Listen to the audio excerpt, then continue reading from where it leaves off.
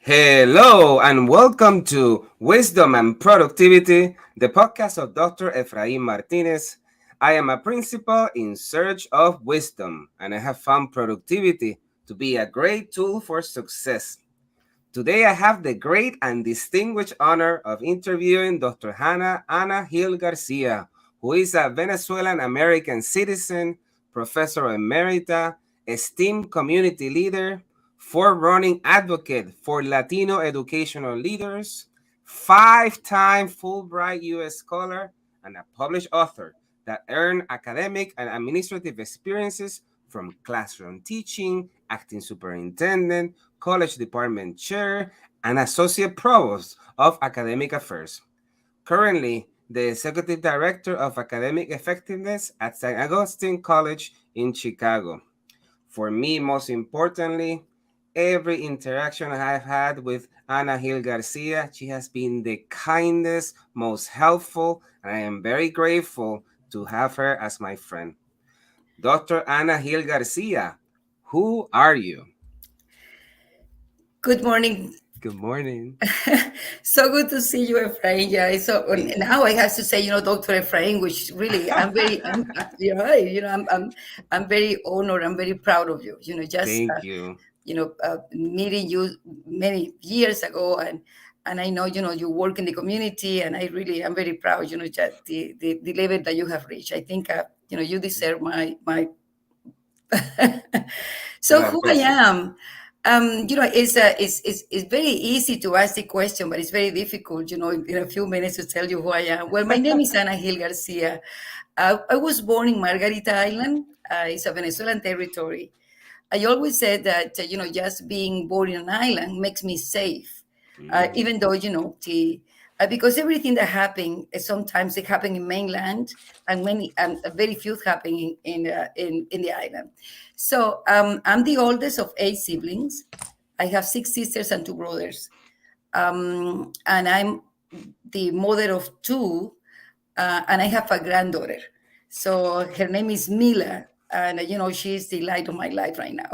Ah, beautiful. And tell us about Margarita Island. I think you are the first person I hear about Venezuela having an island as a possession. And me coming from the island of Puerto Rico, a possession of the Right. United States, I wonder about Margarita Island. What can we learn? Right. I always said that Puerto Ricans, Cubans, people from Dominican Republic, that we come from islands. I think that we have many things in common. One of the things that we have in common is that we speak very loud. Okay, that we like to laugh, and I think it has to do with the wave of disease.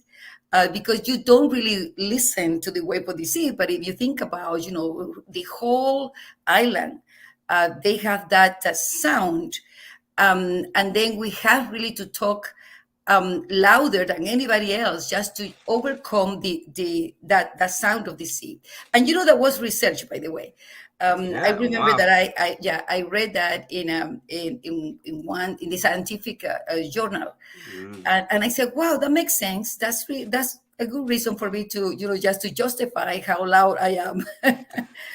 So Margarita Island is part of the Venezuelan territory. There are three islands together, and they are one state. The state is called Nueva Esparta State. Is less, the in terms of population is smaller than Puerto Rico. But it's very historical because one of the first places that Cristobal Colon came, he really came to the island before going to Cumana in the mainland. Mm. Um, the island is a tax-free shop island. So we really have there whatever we want, or used to, because the prosperity of the country was also part of the prosperity of the island, right? Makes sense. But that's the island in which people will come for vacations. Um, Children, once they are out of the school, mom, we're going to Margarita. Okay, because we have different type of beach. We have wave, we have very calm. And the Margariteño, who is who I am, we are very friendly people, and we are always just wanted to know more about you and how to help you. Beautiful. Thank you so much. Learning something new every day. So, Anna, can you walk us through your professional trajectory up to this Wow. point? Okay, I'm going to go from the island to, in the island, I went to my elementary school and high school.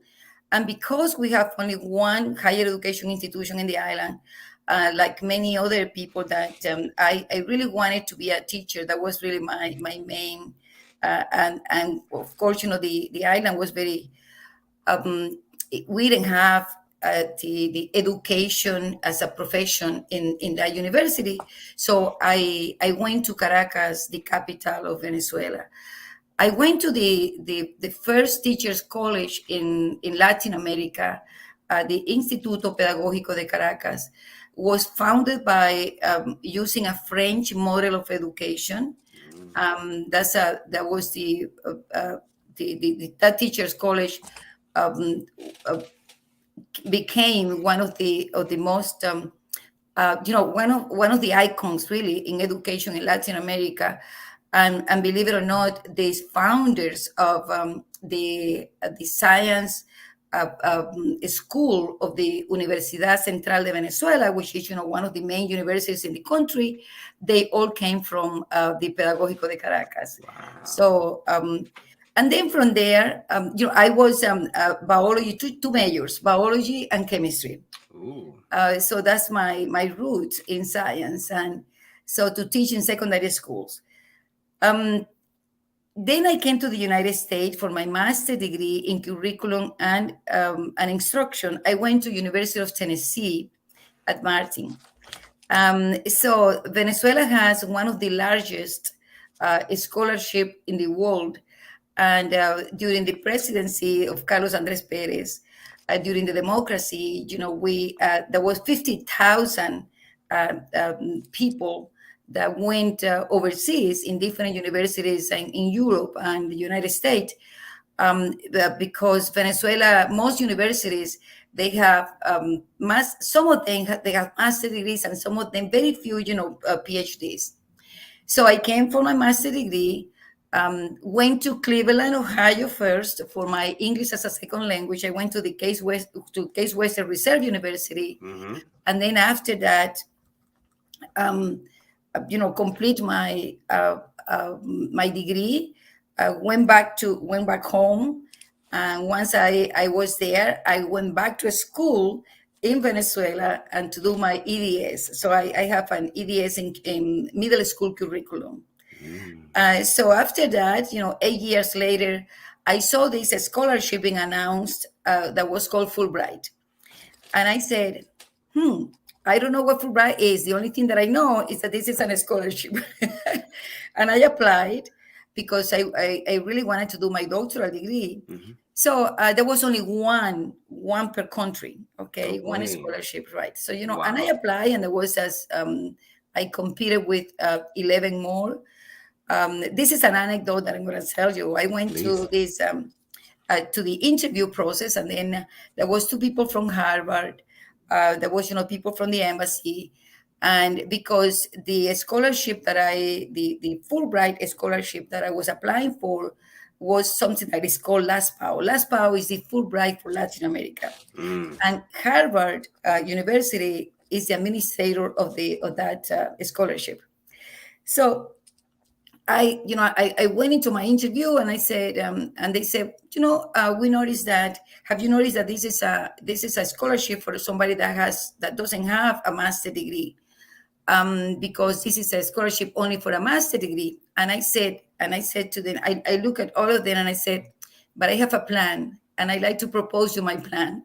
they, Wow. were, they were laughing, okay, they laugh, and they say, do you have a plan? I said, yeah, if you allow me to go, if you allow me to, I will go. I will use those 2 years for my coursework.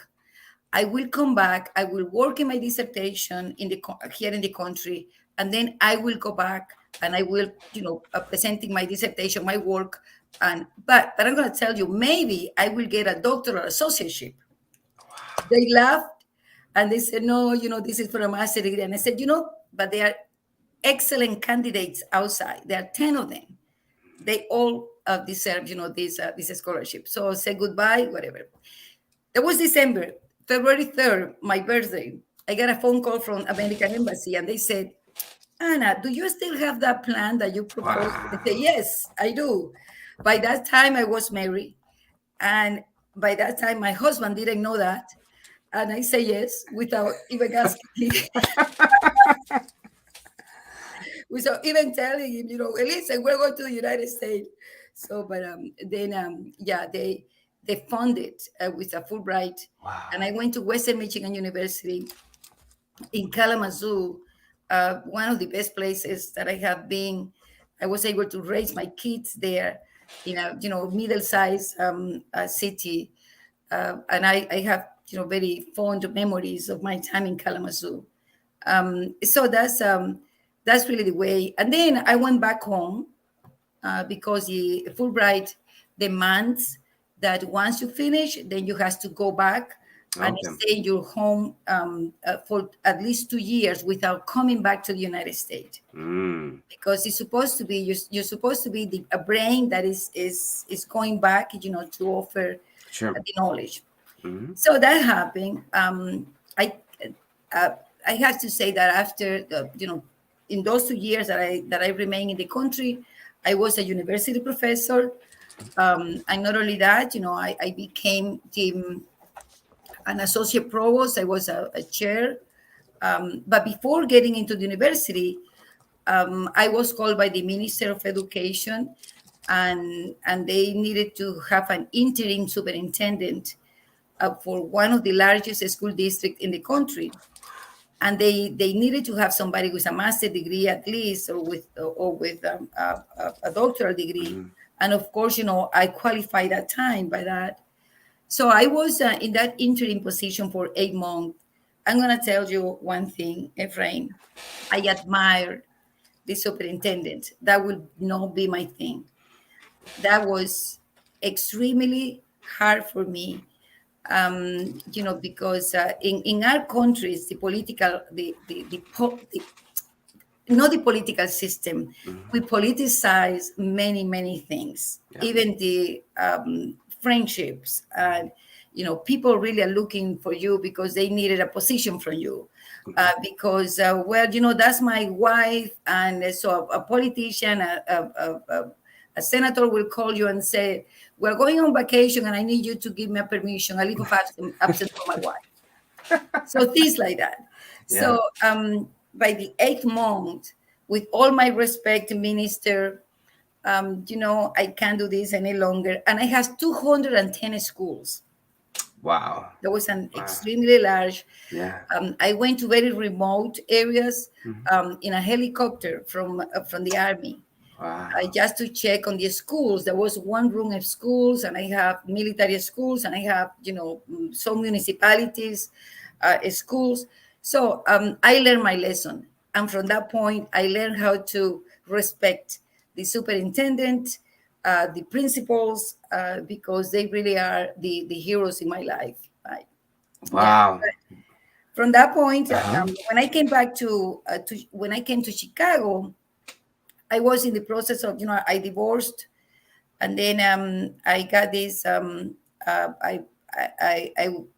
The Western Michigan University invited me to be a visiting professor for 1 year, and I accepted. I came to teach at the doctoral program. I was teaching research and analysis and data analysis, and then I was teaching at the PhD program. So my chairperson that became my mentor later, Dr. Jim Thompson, he every day he was, Anna, would you like to try and see how marketable you are? I said, Dr. Thompson, I have my position in Venezuela. I have my family there. I have no interest to. And then he said, you need to try how marketable you are. Listen who you are. You have a doctoral degree. You are a female. You are a Latina. You're bilingual. I mean, what else do you think the institution wants? They want a person like you. Wow, wow. It's And good to then, have and, people and to then he encourage even, you. Mhm. Efrain, he cut the clips from the Chronicle of Higher Education. And he put 9 clips on my desk. And I said, I'm going to have to do this because other than that, I don't think I'm going to be able to leave the country. I mean, this guy. So, and I applied and I left. So sooner than later, I got out of 9 applications, I had 6 interviews. They flew me in here back to the United States. I interviewed in 4 because I said, oh no, I don't. There was those traveling. They were paying for everything. They brought me here, and then I ended up selecting Northeastern Illinois University, where I spent 26 years of my career. And I chose Chicago. And I have to tell you, there was no money that brought me here. I had better offers in some other universities, but I saw in Northeastern people like me. Mhm. And for me, just getting up every day, waking up and feeling that I was welcome in that organizational environment, that was something that I appreciated. That later on, once you retire, you realize that, well, I should have gone to another major university offering me more than $100,000, but I never did that. I I I retired with a very limited retirement, but happy. I met people like you. You came to my Mhm. classes. Yeah. Yeah, and many people in Chicago. I was able to graduate in Chicago. Um, I mean, more than 100 principals. Um, and at the beginning I was very intentional in my leadership, because I kept seeing those numbers in Chicago, very low numbers in Latino principals, and I said, "This is something is wrong. The city doesn't look like this." So, and that was when I decided to say, "No, I'm going to intentionally to recruit," and that's what I did. And that's probably what I know too many people in Yeah. Chicago, because once you know one principal, you know many. Absolutely. You know all of them.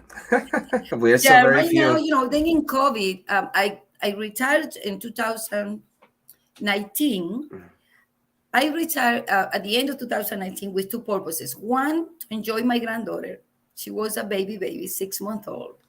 And then to go back to my island, because my mother is 95 right now. And, by that time she was 93. I said, this is the time that I'm going to enjoy my mom. We have great conversations, and I was all the time her reference.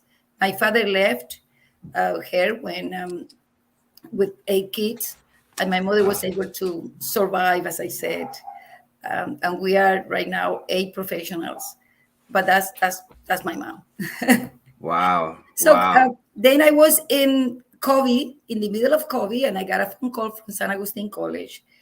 They said, the president said to me, your name has been recommended by the board of trustees.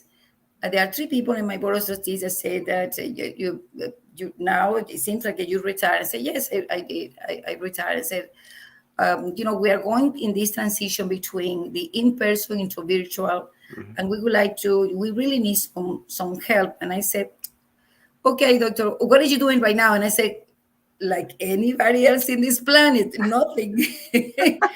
Nothing. And then he said, okay, could you? And I said, but I'm going to be there only for 3 months, okay? I said, because in 3 months, the pandemic will be over. So I've been in San Agustin since then, since the year 2020. I'm the executive director of academic effectiveness. That's the quality assurance of the institution. Mhm. I do the accreditation of the institution.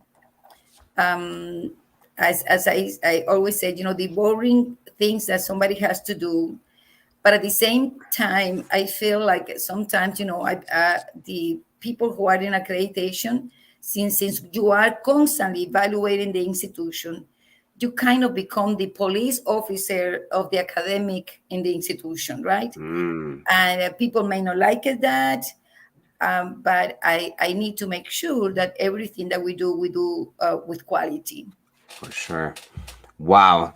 Let's try to peel back that onion. Um, what was one thing or the first thing that comes to mind when you remember moving from Margarita Island to Caracas? Oh my God, I have to say that when you go to Caracas, to the capital, the first thing is the family. Your family was something like, where? Where are you going? Caracas. No, you can go there. That's too big. So for them, the city really represented the dangerous or something like, no, you can be exposed to that. And I said, well, but that's where I want to go. So my mother said, I remember when I was leaving my house, she said, I'm the only one supporting you. Nobody else is in agreement with you leaving for Caracas. And I said, Mom, I will take those words. And I did. Yeah. That's yeah. That sometimes we have to take that leap of faith. Yeah. Why did you decide to go for education of all the professions? My grandmother, Anna, from my father's side, she was a fifth generation of an Indian tribe in the island. And one of the things that she did for her hometown where I was born, I was the only one who was born in Boca del Pozo, a very, very tiny town. My mother was a nurse in there. And so, uh, she used to teach the catechism. Ah, She was very, very interested in having all those children coming to her home and then, teaching them the rosary. But she was more interested in that they needed to read. mm, And that was really behind that, teaching the catechism was a way for her to teach reading. makes sense. Okay. Yes. And I think by the way, and the first teacher that came to that town, he slept. She provide housing for him, Wow. and he slept in a hamaca, in a hammock, Yeah, yeah. right? And he was coming to that town only twice a week, and she was the one who made possible for him to come. I think I am a teacher from my heart. I think I inherited, that. I think I've been teaching not because I have to teach, is because I just want to teach. So I started my biology career in Margarita Island. I went for one semester to Universidad de Oriente for marine biology, and I realized sooner than later that I didn't want to be in a lab. I really wanted to teach biology. So, and that was the reason that I decided to leave, because that was really what I wanted. I just wanted to teach. I was always the la maestra of my siblings, Oh, where are you? all the time. And then my mother gave me that role when I was coming from Caracas for my vacation in the island. She would say, "Okay, um, please check in every one of your sisters and your brothers how they are doing in the school." So I sit down in around the table, and I was going one by one. Okay, show me your card, the report card. Why are you doing so low here? Why are you, just, I did that because my Wow. mother was alone, by Sure. that time, and she saw in me somebody that was going to help her. And that's what I did. Beautiful. Now, believe it or not, I have another sister whose name is Anna, and she's also a teacher, and she's a retired principal. right? Wow. Wow. Ituanas became teachers. Interesting. So you have been a Fulbright scholar 5 times. Mhm. Which one is the most memorable Fulbright experience? I was a Fulbright in Armenia, um, in the European and Eastern European countries. I was a Fulbright in Armenia. Yerevan, the capital, has always remained in my heart. People in Yerevan, people in Armenia look like me. I was a Fulbright in the Republic of Georgia, another country from the former Soviet Union. Mm-hmm. Beautiful people. Um, I was a Fulbright in the Middle East, and I became hooked, as we said, in the Middle East. So I went to, I spent time in Dubai and Abu Dhabi. I spent time in Kuwait, and I spent time in Qatar. I know how those countries look like from the beginning to the explosion of that they have now, because I was there, from the beginning of those developments. Um, so, but and then I went to Africa. I went to Liberia, and when I went to Liberia, that was I went to the only community college, Grand Bassa Community College, in a small town called Buchanan. When I got there to that town, I realized that electricity was going to be off after, in the morning, to the afternoon, and then Wow. the electricity was coming back at 6 o'clock in the afternoon. So all that I have planned to do, because I was going there invited as a Fulbright specialist, to develop curriculum for the college and to train faculty. Ephraim, I realized that what you plan is not really what happened, right? And when you were planning for a PowerPoint and you were planning for this and that, I said, I'm so glad that I brought with me markers. All my markers, I always travel with them, by the way, with my markers, and I have post-it notes, and I have things like that, because nothing that I had in mind was going to, Wow. didn't happen.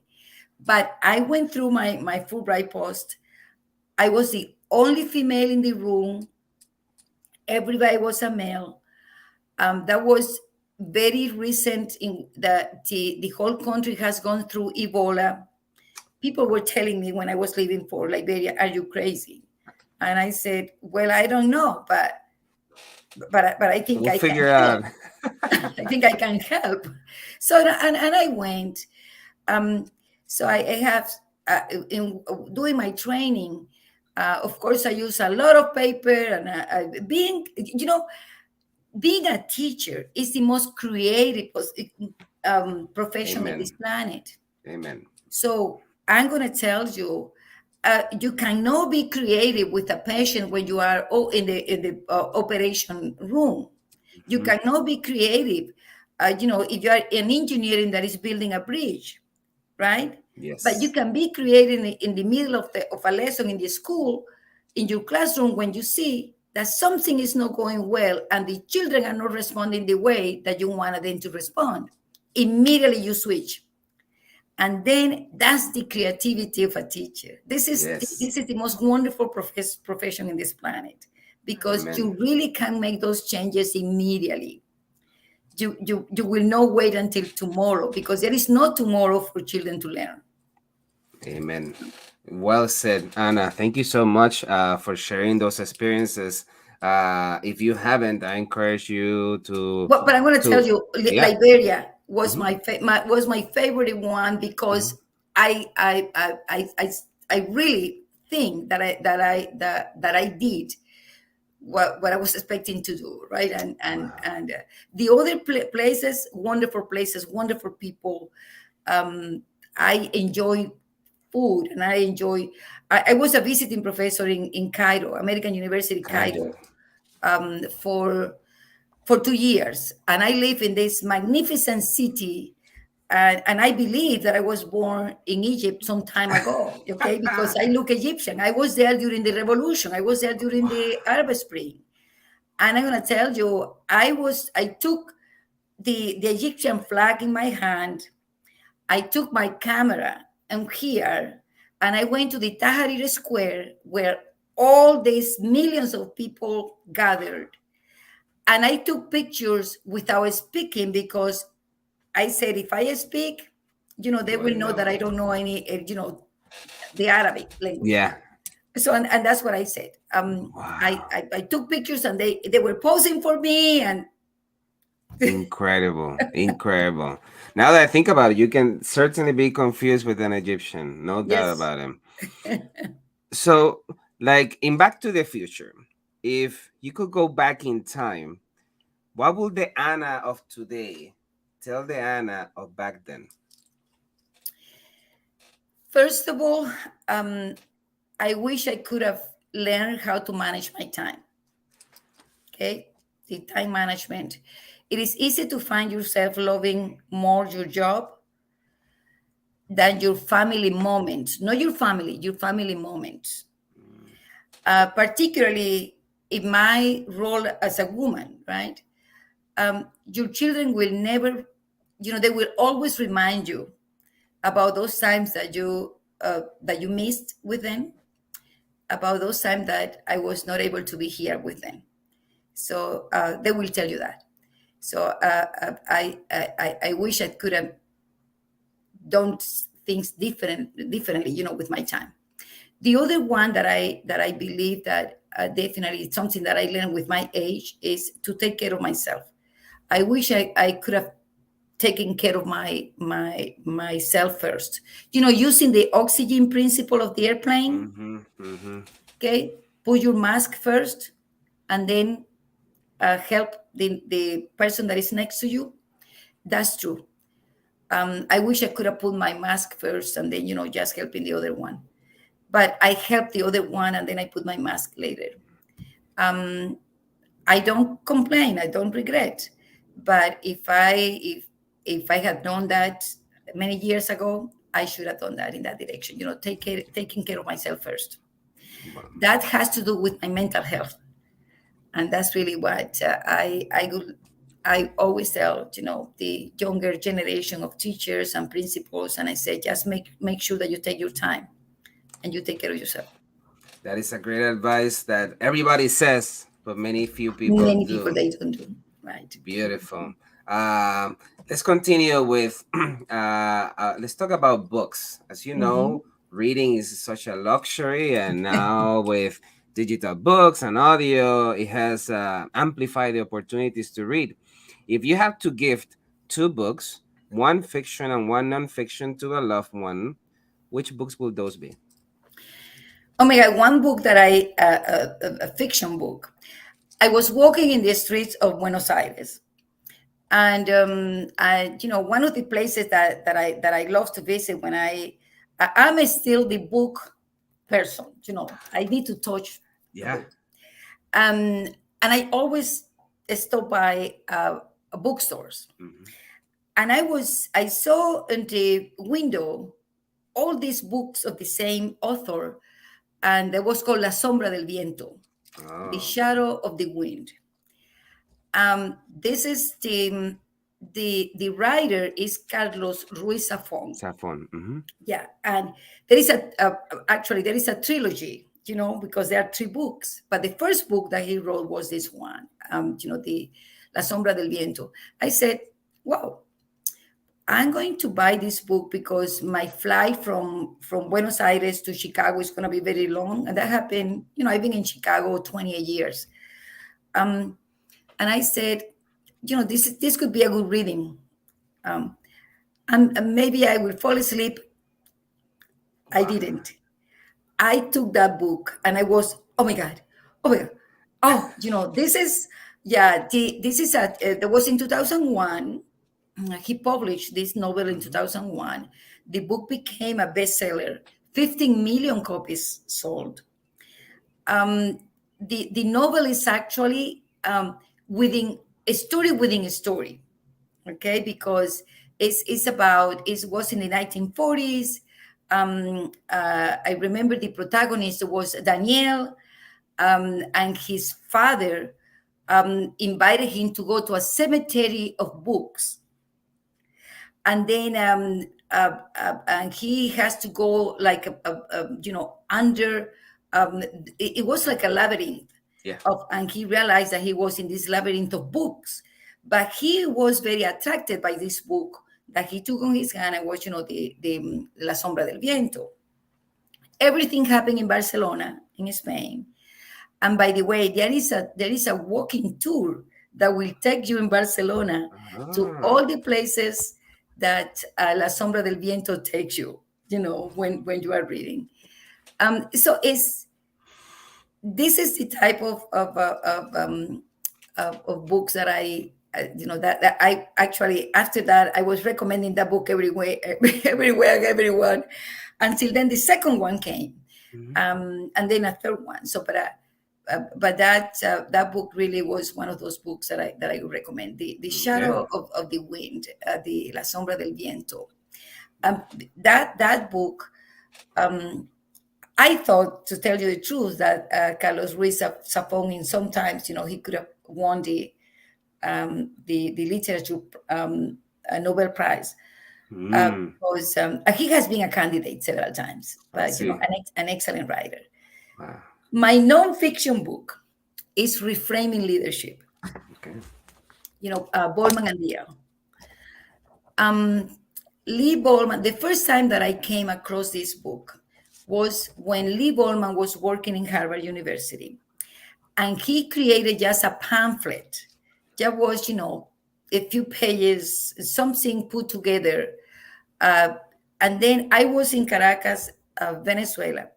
I was invited by the American embassy. They invited provost and an assistant provost and whatever, and I was part of that. And the trainer that came from Harvard was using the reframing leadership. And that was when I learned those principles. And for me was, wow, that really makes a lot of sense. That really makes a lot of sense that we have four different type of organizations. The symbolic organizations, that the analogy is a temple, a church, which really meaning is really what has meaning, right? Mm-hmm. And then the structural frame that really recreate these organizations as a factory, and in which if you have 100 Coca-Cola cans, you will get this amount of money at the end, because it's very straightforward, very linear. And then you have the human resources, which is a family oriented. So for principles learning every child's name, that's part of the human resources frame, Yeah, right? for And sure. then you have the political frame, something that we can escape, because the political frame is a jungle, according to Bolman and Deal. And then Okay. in the principalship, I know that you has to be a politician sometimes. You has to bargain with people. You has to negotiate.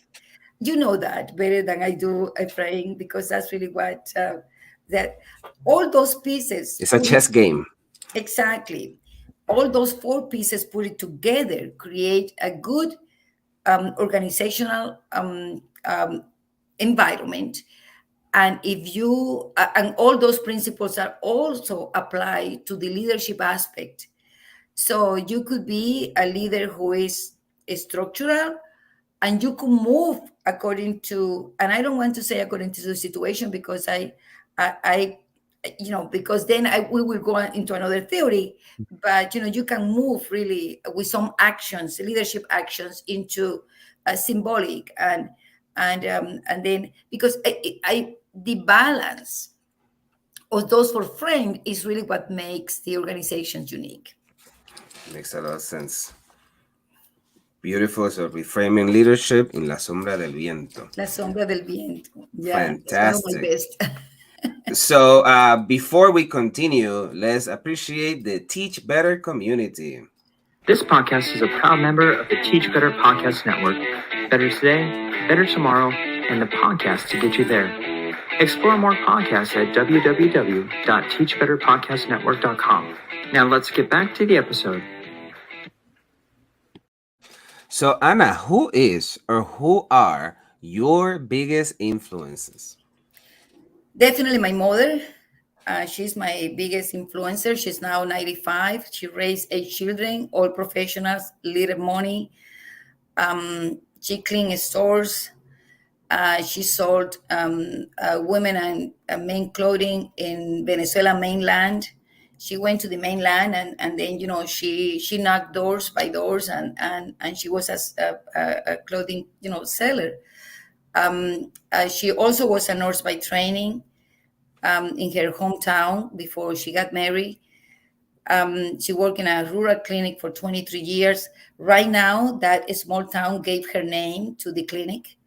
Wow. Right, she has that honor. And then my mother, at the age of 90, she decided that she wanted to record a CD of boleros. Wow, that's right. Awesome. And that is in YouTube. Her name is Melusina, and the name of the CD is Melusina with S. Melusina 90 años. So you have 12 boleros, and she did that because she wanted to teach us, her children, particularly the 6 girls, how to sing. We sing. I'm coming from a family from her side, a family of musicians. We have tremendas parrandas, in our home. Christmas is a great place to be, and my mother sings. My mother now is 95, and with COVID, unfortunately, just protecting her so much, but at the end, she contracted COVID, and she has a very, she lost memory because she was not vaccinated. So when I go, sometimes she's very clear and she knows who I am and all those things, and then she loves music, and we put her CD and we said, "Mom, do you know who is singing?" And she said, "I don't know, but she sings beautifully." So, and I said, "Do you know those songs?" "Yeah, I know all of them," because it seems like, music is something that you don't lose, Yeah. My second big influencer is my son, Julian Serafin. My son is a truly humanitarian. He preferred not to make any money, and he went to the School for International Training in Vermont. He graduated in non-for-profit organizations, and then and he has devoted his time and his effort to help others. He has worked with Doctors Without Borders. He has worked with Save the Children. Right now, he is with the United Nations. He has been in natural disasters, pandemics. Ebola is one. COVID war zones like Afghanistan, Syria. He has been in displaced communities in African countries. He had a master's degree in environmental management, and because of that, he specializes in water. So when he traveled with those humanitarian groups, he makes sure that the water that is going to be consumed is clean, and just to avoid pandemics, with the consumption of bad water. So right now he's in Kenya. He's in but his work has always been as a volunteer. Even though he has the degrees, and having a degree in environmental management, that right now that could be, making a lot of money, but no, that's not him. And I appreciate him because he taught me what I know about humanitarian issues. And, Julian has had challenges, mental challenges, because when you are exposed to those difficult conditions, and you really feel like from your heart you wanted to help more, but you can't. So that really impacts somehow who you are in terms of your mental health. but he's my hero, right? Beautiful. Thank you so much, and best wishes to Julian and your mom. Um, let's talk about that thing that is called imposter syndrome. Sometimes we feel that we are not good enough, not smart enough, not tall enough, and not I enough. know. I Um, know. how do you address that? Well, the imposter syndrome, I think it has always been present in my professional life, no matter what. I think coming to the United States, um, assess who I am. That was really an assessment of who I was, and as a faculty in higher education, the system made me believe that I needed to perform higher than anybody else. That because of my minority condition, because of my accent when I'm speaking, because of my second language use when writing, I really need to be in the highest level of performance. Then I felt that I was inadequate many times in my performance, although I knew and that I have provided the best of me. I knew that I had been confirmed by external viewers, that what I delivered was correct. But this condition of wanting to be more because I was assessing myself in the other direction really make me feel like I was a fraud, that I was doubting all the time of my abilities. Um, although I believe that my professional life has been very fulfilling, with success at many levels, that success really has had a high cost. And I agree that imposter syndrome is a mental health condition, definitely, that affect people like me, that affect high achievers, the perfectionist of my side, who are not able to accept failures. And because I am not able to accept failures, then I push myself to the edge that it has to happen. You see, and regardless of my time with my family, and regardless about this, and regardless, this is something that is has to happen. I made it happen, but at what cost? You see, so I'm always thinking that this that I needed to do better because that was not good enough. The imposter syndrome is could be very toxic sometimes, and could be and people can use this as excuse for failing, but I believe it's an actual mental health problem. Lately I've been devoting my time to be trained in mental health issues, um, uh, and I'm doing that because we have an arriving new immigrant communities, and they are bringing many issues like that, and I believe that if I can help, I will. But going back to that imposter syndrome, yeah, that has been with me, my bad companion for many years, and still. It's interesting that you mention, because this question might be answered differently from someone who is not a minority in a country that has, in many ways, different expectations. If you have Mhm. an accent, if you look in a different way, Right. if you are female, um, and it gives you almost a pressure that you have to put everything in your personal life to the side and focus so internally just to level up with the people that might not have to do those sacrifices.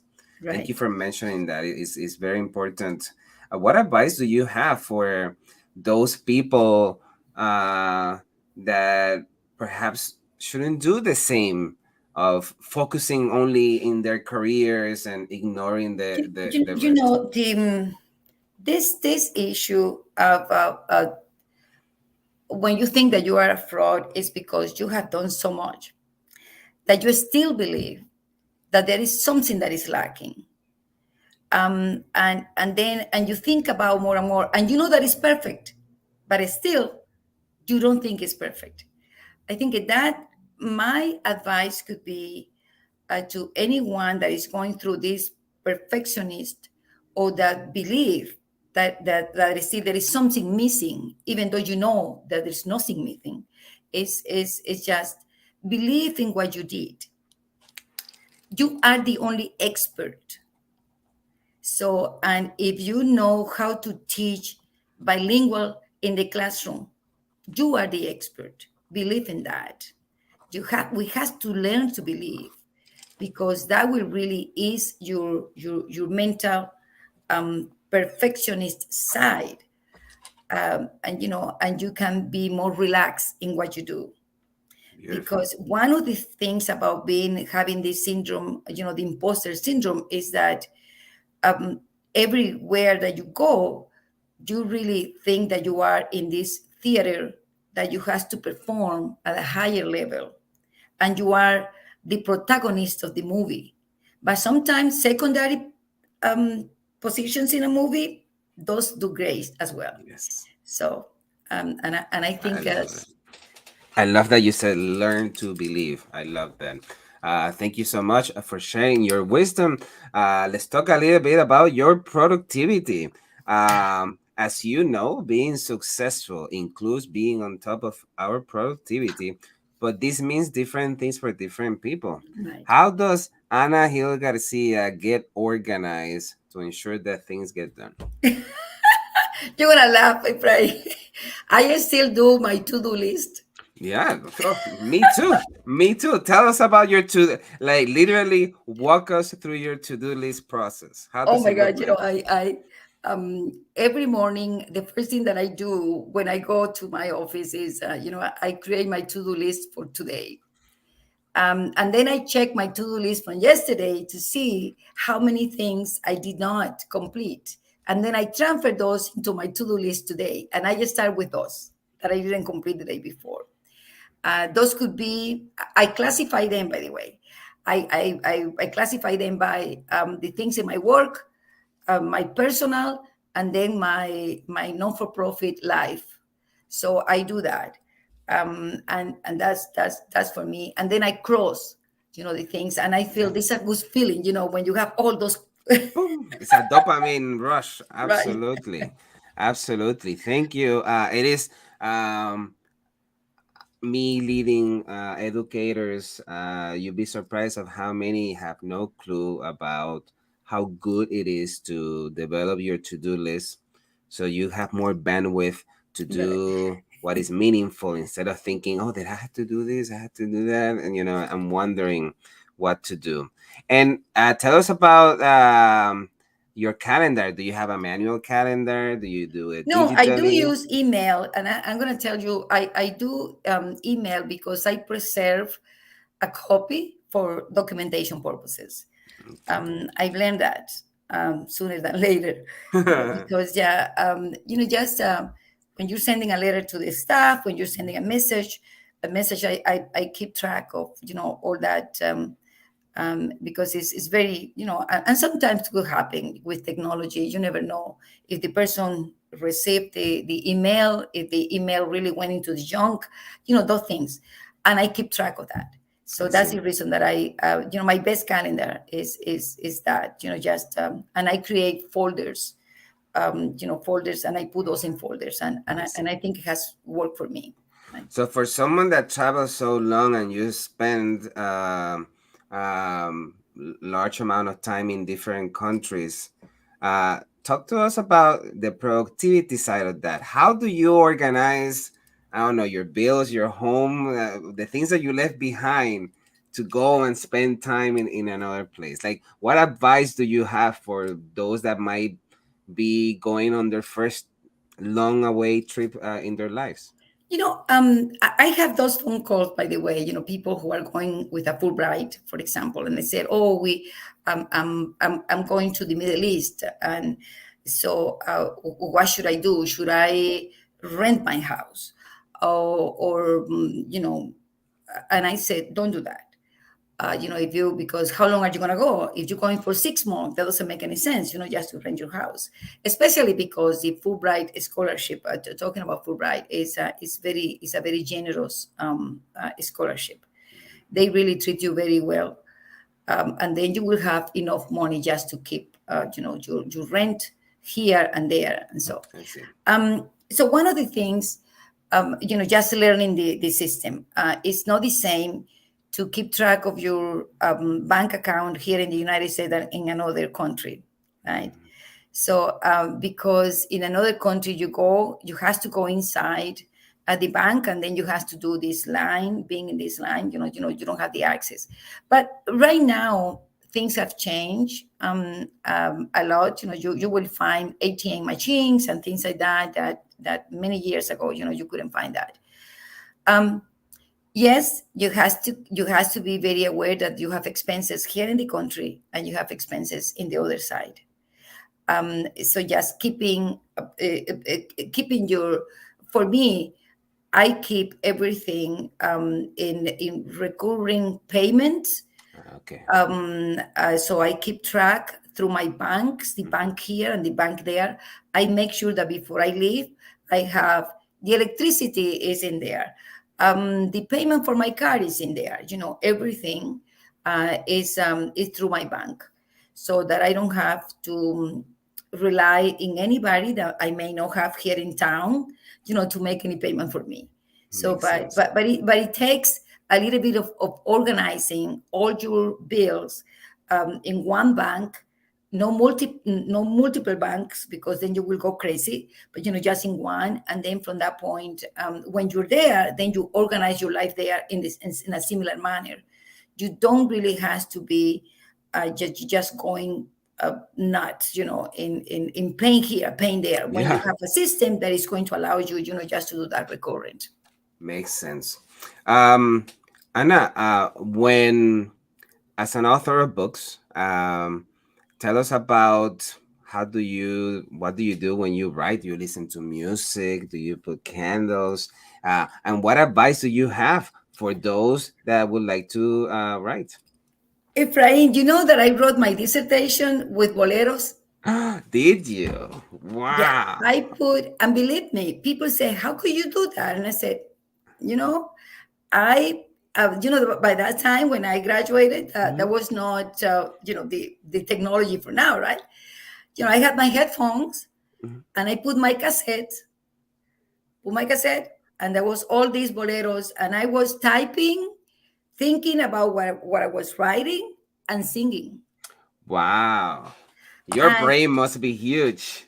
I don't know about that, but I'm gonna tell you, music has always been with me when I'm writing, and it doesn't matter. It could be instrumental music or could be music that I like to sing along with. But music is part of my writing system. By the way, I'm at the beginning of writing another book with somebody that you know very well, Hmm. Dr. Carlos Ascoitia. Oh yeah, that was Yeah, we're working Carlos. together in a community leadership book. So, Wow, wow. we were at the beginning. We had met, and we have agreed in the outline. So so we have our target is April next year. So Wow. you will hear from us. Yeah, Carlos was my dissertation I advisor, know. absolutely, and such an esteemed scholar. Uh, do you still write with boleros, or has something changed?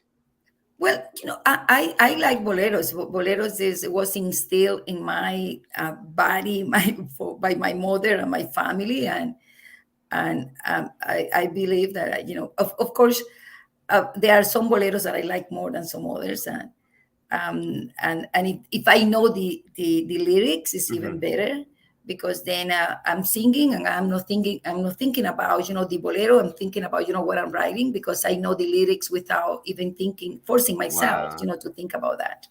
Beautiful. So when like Shakespeare, when the live theater, the curtain closes and you take off the hat of professor, administrator, humanitarian, what does Anna do for fun? Oh, I do. I do Pilates. I learned Ooh, that. I do that three days a week. That put me in a situation for 1 hour that I don't think about anything else. My brain is blank, and I enjoy doing that. I found that as my niche 2 years ago. I have never been somebody very disciplined about myself in terms of exercising. Because I was going to a gym and I said, how boring this is. It was something like, it never was with me. I like to walk. I do walk and I enjoy walking.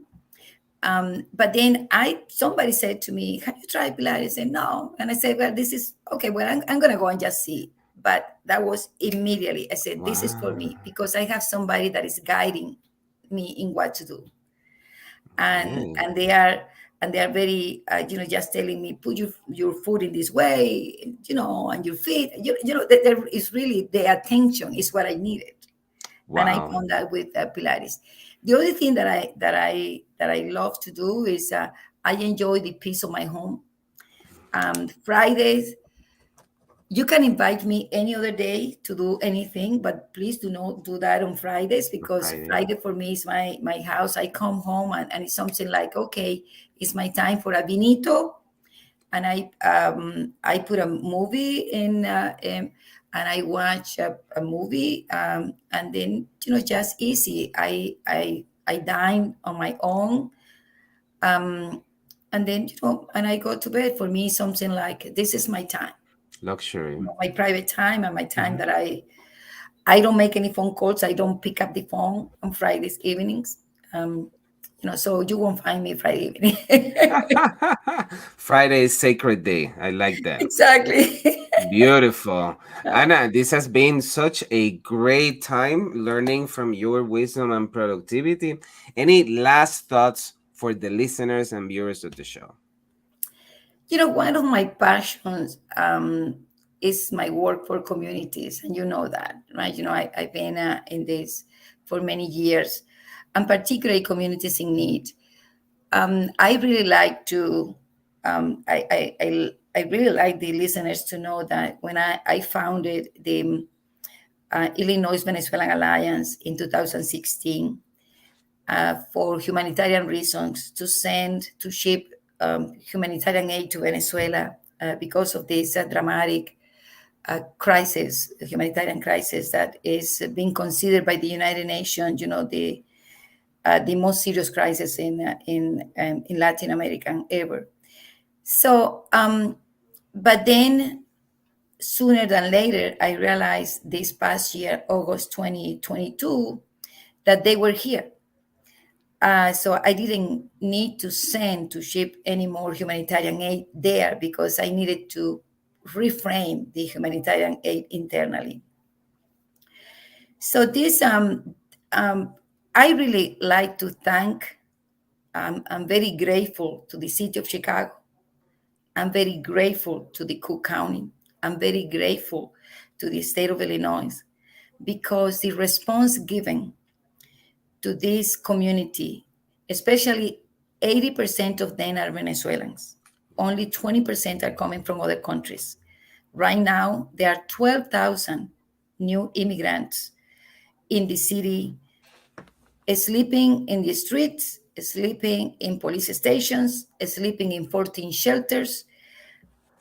Humanely, they have the city of Chicago has done an extraordinary work. I believe that we are learning as we go. I don't think that the city or any city was ready for this, and any mistakes needed to happen because that's the only way that now you start doing things that you didn't do last September. Yeah. So my gratitude to all communities, guatemaltecos, salvadoreños, mexicanos, the people from here. They go to shelters, they bring food, they bring clothes. This is a very, very, very generous country and city, Wow. and I'm very grateful for that. Wow. Anna, Thank you for, after putting the mask in others. That is always needed, and people like you make this world better. Oh, Thank thank you. you, Jose. Thank you so much for your time and dedication. And this has been a great time. Oh, yeah, great time for me too. Yeah. And so good to see you, Efrain. Oh, the same. Absolutely. Un abrazo. Un abrazo And grande. Bye. have a great day. Thank you. Thank you for listening to Wisdom and Productivity, the podcast of Dr. Efrain Martinez.